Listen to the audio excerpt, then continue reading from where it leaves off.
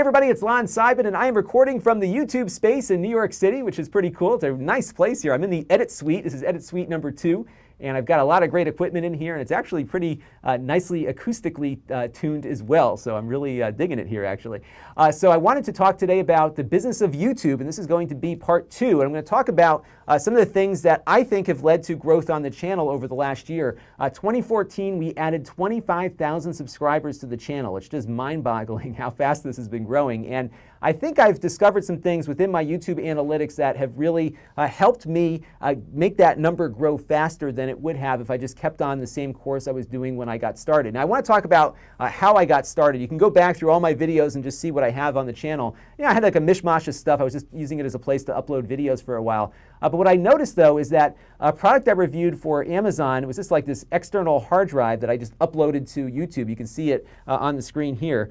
Somehow this external hard drive ended up with almost 54,000 views at the time that I'm recording this recording right now, which was just crazy that it got so much traffic just for something really kind of boring and bland that was shot on my iPhone. And when I started to dig a little bit deeper into the analytics on that video, I discovered that people were searching for that product and they were finding my video because there wasn't that many videos that had reviewed this very generic basic external hard drive, but people were curious before they spent the $100 or $120 that it cost back when I did the review. They were very curious as to whether or not this was a good product or not. And I think that started to get like little gears turning in my head. And I then started some experiments where I would upload some other premium products that I would get through Amazon, as premium brands that were well known, and the same result kept happening. Every time I'd get something relatively new, put it up on the YouTube channel, I wouldn't get a million views, but I would get a lot more than my channel was ever getting. And I said, wow, this is really interesting. So I started doing a little bit more of that, and just about everything I got from Amazon I started reviewing. And then about a year ago, I decided to really get serious about the channel and try to really focus on growing everything, growing the views, growing the revenue, and finding ways to really turn this into something that I can make into like a part-time job, which it has really become. And so what I ended up doing was taking a look at my overall analytics. I'm going to show you 2014 because a lot of these choices were made right at the end of 2013, but it's really, I'm seeing like a real validation of my theory, and I wanted to just kind of run that by you. So I had 5.5 million views in 2014, which is great. And as you can see, a lot of these views come from name brand products, D-Link, Seagate, Asus, HP, all these things that are out in the retail channel that consumers are seeing in retail shops on different e-commerce sites. They're all over the place, and they're curious about whether or not these products are good, so they're going in and they're doing searches. So when you look at my overall search volume here on the channel, 75% of the 5.5 million views that we had in 2014 came from search. And you'll see here, YouTube search, 1.7 million views, 1.4 million views on suggested videos. And I learned today I got to improve my thumbnails to make that number even higher. That's YouTube deciding that, hey, this video that Lon made me is similar to something that this person's watching, so let's put that video up there to keep them on YouTube and watching more stuff. So when you get into that suggested video window there, you can do pretty well. As you're seeing here, 26% of my 5.5 million views came from suggested videos. External website, 90% of those figures are from Google search. People searching for products on Google, they're finding my channel and a video that I made there. So as you can see, search is really driving a lot of how my channel is growing and will continue to grow. And I made a decision because I was looking at, I was reviewing a lot of stuff, but not everything was getting a lot of views. You saw the name brand stuff was getting a lot of views, but some of these generic or no name brand products that I was getting offered from a bunch of different sellers on many e-commerce sites really weren't getting watched. And I decided to put them into a group, and you can do this grouping in Google YouTube Analytics. If you ever want me to show you how to do it, I'm happy to do another video on that. 106,000 views in 2014 for those generic products that really don't have name brands attached to them. They have a brand, but they're not a known brand.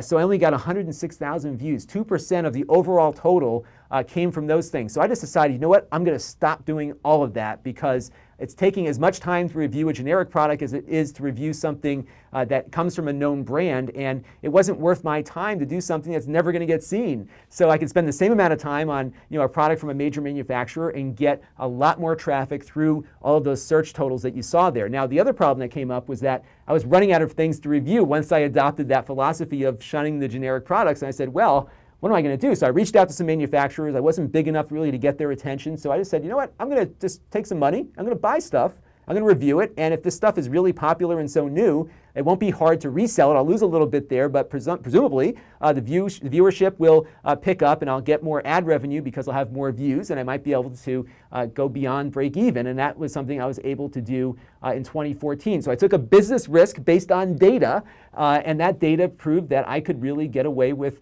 buying this stuff, reselling it, and actually growing the channel that way. And now that's led to trips to CES, reaching out to manufacturers and starting to get more loaners in. I'm still buying a lot of the stuff because not every manufacturer wants to focus on the products that I want to review, so they don't give out loaners to the media. But it was really intriguing to me to see that a little twinkle in the analytics kind of led to a decision that has really helped grow the channel, so much so that in 2014 we added 25,000 subscribers by discovering what people were coming to the channel for and focusing on that category. And that is what really made the difference. So my advice to all of you who are starting out channels is to really think about what you're doing, because if you're not a celebrity, I'm not a celebrity, nobody was finding me because it's me and a million other people doing very similar things. So what I decided to do was do a good quality review on things that were new, current, and very searchable and of interest to consumers. That's why we've kind of shifted from more expensive stuff to more affordable things, because there's more people searching for affordable products than expensive products. So I think if, for whatever you're doing, finding ways to get people introduced to your channel through very searchable kinds of products or reviews or even just policies, whatever you want to cover, do it in a way that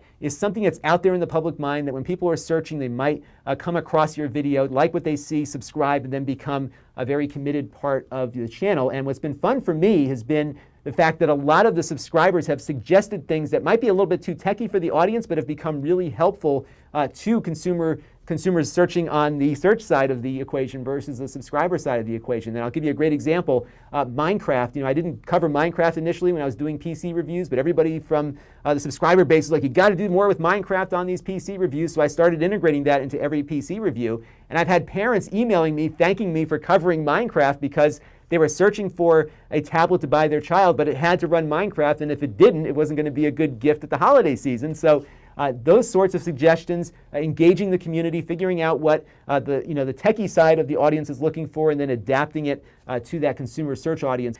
That's been it. I'm going to keep trying to tweak my model a little bit more, but I'm just going to really, again, focus on increasing the volume as best I can. The TriCaster is helping with making my workflow more efficient. I'll probably be coming in here a little bit more often. And I'm also going to start doing a lot of things that may not get views necessarily, but I love doing, like covering the space program, doing more of the interviews, the things that I just find really fun that I want to share with all of you. And hopefully when those do come up on the channel, you'll click the like button, because those really aren't all that searchable, but they are a lot of fun to do. So that has just been kind of my inside business strategy for the last year, and I hope you found it helpful. Happy to engage with you all, so please leave some comments below as the months and weeks and year progresses, and I'll be coming back and sharing some other things that I've learned as well. So definitely, if you have other things that you'd like to see me talk about, I'll also put those in the comments too. This is Lon.TV, and thanks for watching.